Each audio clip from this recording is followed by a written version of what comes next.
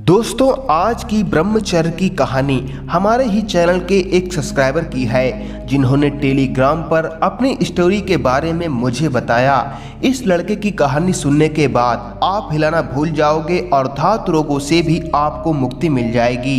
इनका नाम अवनीश है और ये 10th क्लास के स्टूडेंट हैं और ये पढ़ने में काफ़ी ज़्यादा होशियार थे। इनके एग्ज़ाम में भी नंबर अच्छे आते थे। घर वाले भी अवनीश की काबिलियत से काफ़ी खुश थे। फिर आखिर ऐसा क्या हुआ कि अवनीश का जीवन नरक से भी बदतर हो गया? आइए जानते हैं। दोस्तों, हुआ कुछ ऐसा कि अवनीश एक टीचर से डेली कोचिंग लेता था, जो उसे उसके घर पे पढ़ाने आते थे। एक दिन की बात है, अवनीश कोचिंग पढ़ रहा था तो उसके टीचर ने अपना मोबाइल देते हुए अवनीश से कहा कि मेरे मोबाइल में बैटरी नाम मात्र ही बची है, अगर तुम्हारे पास इसका चार्जर हो तो मेरा मोबाइल चार्ज कर दो। अवनीश ने मोबाइल चार्जिंग पे लगा दिया। कोचिंग के बाद अवनीश के टीचर अपना मोबाइल लेना ही भूल गए और अपने घर चले गए।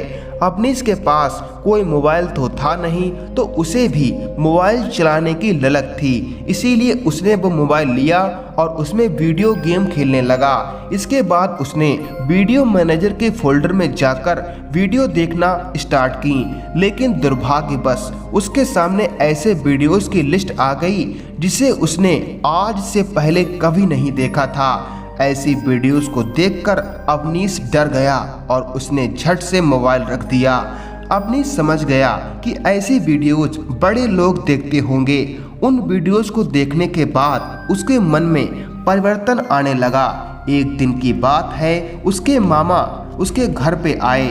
पिछली बार की तरह अवनीश ने मामा के मोबाइल में भी वैसी ही वीडियोस को पाया। अपने भाई का मोबाइल लिया तो उसमें भी वैसे ही वीडियोस को पाया। फिर क्या था, अवनीश के मन में भी वो सब करने की लालसा जाग गई। अब उसे उन वीडियोस को देखने की इच्छा होने लगी।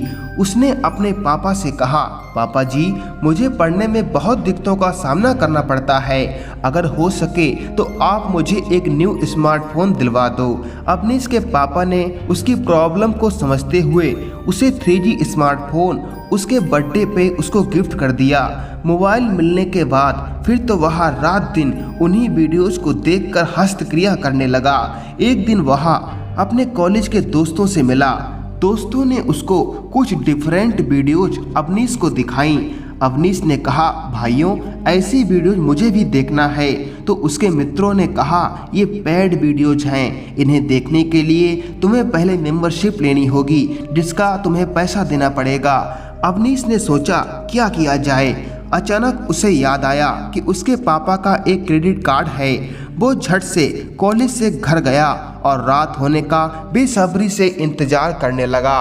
रात होने के बाद उसने दबे पांव से अपने पापा के रूम में जाकर उनकी पर्स से क्रेडिट कार्ड निकाल लिया और रूम में आकर उसने पेमेंट कर दिया और वो उन वीडियोस की दुनिया में खोकर ब्रह्मचर्य का नाश करने लगा। अवनीश की विचारधारा बदल चुकी थी। अब वो हर एक स्त्री को भोग की दृष्टि से देखने लगा। उसका मन भी पूरी तरह से दूषित हो चुका था। कुछ दिन ऐसे ही चलता रहा, लेकिन नेक्स्ट मंथ में जब क्रेडिट कार्ड का बिल आया तो अवनीश के पापा को झटका सा लगा कि मैंने कुछ परचेस भी नहीं किया, ना मैंने कोई शॉपिंग की, आखिरकार इतने सारे पैसे कटे कैसे। उन्होंने घर में हर एक व्यक्ति से पूछा, पर किसी के पास कोई जवाब न था। इसके बाद वो बैंक में गए और बैंक से पूछताछ की तो पता चला कि आपके क्रेडिट कार्ड से पैसे अश्लील वेबसाइट पर कटे हैं। अवनीश के पापा तुरंत समझ गए कि ये सब किया धरा मेरे लड़के का ही है। उन्होंने घर आकर अवनीश की जमकर पिटाई की और उसका मोबाइल छीन लिया।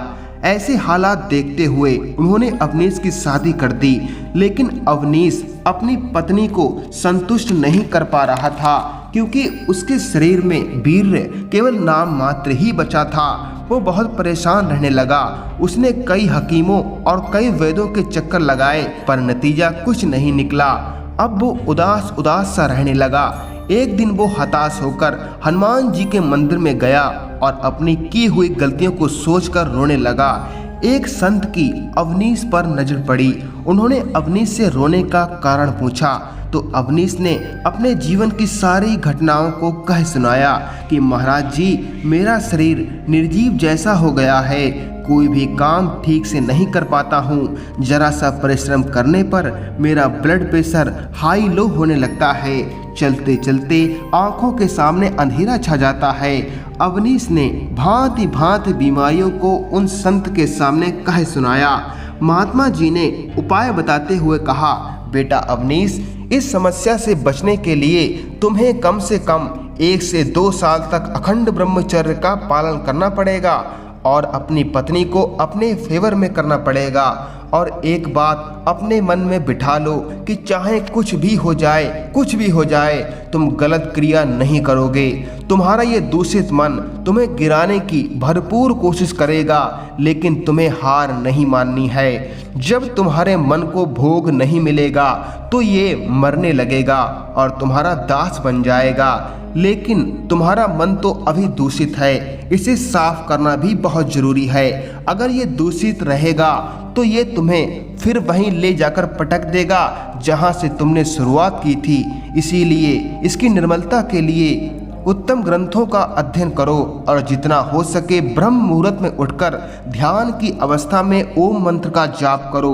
और मेरे इस आश्रम पे रात्रि 8 बजे नित्य सत्संग होता है, उसे तुम डेली सुनने आना। सत्संग से तुम्हारा मन जल्द निर्मल हो जाएगा और तुम्हारे अंदर जो धात रोग है उन्हें दूर करने के लिए तुम पानी के साथ या दूध के साथ 1 चम्मच आंवला चूर्ण का सेवन करो और गलत संगत त्यागो। अपने दिनचर्या सही करो, योगा, प्राणायाम, व्यायाम, मेडिटेशन को डेली करो, सात्विक भोजन करो।